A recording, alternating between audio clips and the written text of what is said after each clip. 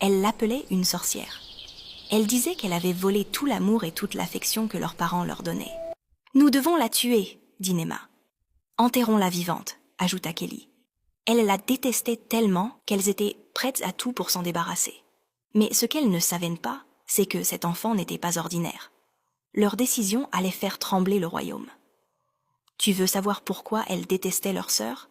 Alors installe-toi et écoute jusqu'à la fin. Le soleil était très brûlant dans le village d'Ileyo. Il faisait si chaud que la terre rouge au sol se fissurait. Dans une petite maison vivait Monsieur Layo et son épouse Rina. Ils avaient 3 filles, et Monsieur Layo avait toujours cherché à avoir un enfant mâle. Un jour, Rina se rendit à la rivière. Elle s'agenouilla en pleurant, suppliant la rivière de lui accorder un fils.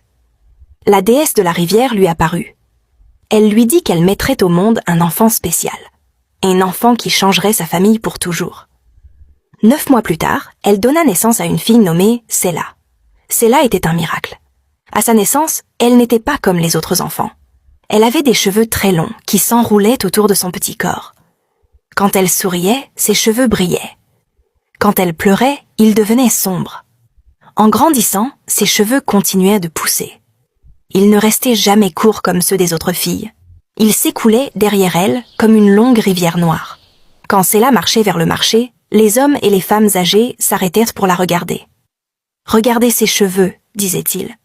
Les orishas l'ont bénie. » Mais dans sa propre maison, Sela n'était pas un miracle. Elle était une cible. Sela avait 3 grandes sœurs, Ayo, Kelly et Nema. Elles n'étaient pas laides, mais leur cœur était fait de bois sec, attendant simplement une étincelle de jalousie pour s'embraser. Elles détestaient Sela. Un matin, les sœurs marchèrent jusqu'à la rivière pour chercher de l'eau. Sela marcha avec elles. Elle portait une lourde jarre sur la tête, mais elle marchait comme une reine. Ses longs cheveux étaient enveloppés dans un beau tissu. « Regarde-la » murmura Ayo aux autres. « Elle se croit spéciale. Elle ne frotte même pas les sols comme nous. »« Mère a trop peur qu'elle trébuche à cause de ses cheveux, » dit Kelly, les yeux remplis de colère. « Ce n'est pas juste. Tous les garçons du village lui apportent des cadeaux, » dit Ayo. « Je suis l'aînée. C'est à moi qu'il devrait offrir des cadeaux. » Nema, la plus jeune, était la plus cruelle. Père et mère l'aiment plus que nous. Ils lui donnent le plus gros morceau de viande dans la soupe. Ils lui donnent le meilleur endroit pour dormir. Tant qu'elle est en vie, nous n'aurons rien. Nous devons la faire disparaître. Sela sentait la mauvaise énergie dans la maison. Elle essayait d'être très très gentille.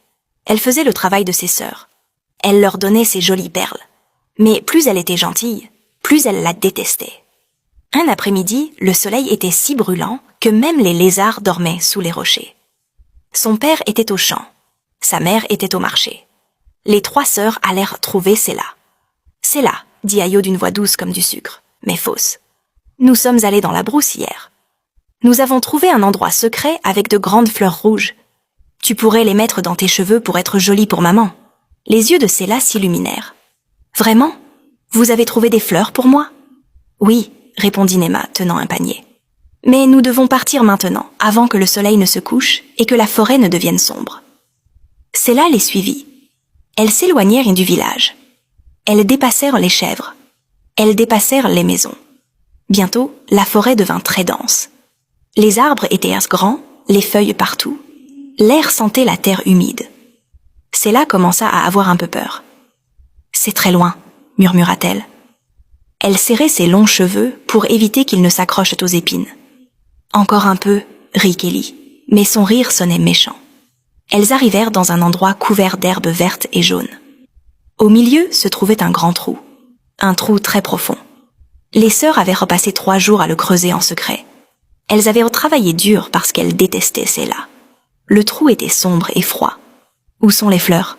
demanda Sela en se penchant pour regarder. Les 3 sœurs s'arrêtèrent. Elles se retournèrent. Leurs visages n'étaient plus doux. Leurs yeux étaient rouges de colère. « Il n'y a pas de fleurs !» cria Ayo. Elle attrapa violemment les longs cheveux de Sela. Sela cria. « Tu te crois une reine ?» hurla Nema. Elle poussa Sela à l'épaule. « Voyons à quel point tu seras jolie sous la terre. »« S'il vous plaît !» cria Sela en pleurant. « Je n'ai rien fait de mal. »« Tu nous voles nos vies » dit Kelly. Les 3 sœurs posèrent leurs mains sur Sela et la poussèrent violemment. Sela tomba dans l'obscurité. Elle cria en chutant. Ses bras se débattèrent dans le vide. Elle heurta le fond avec un bruit sourd. La douleur était intense.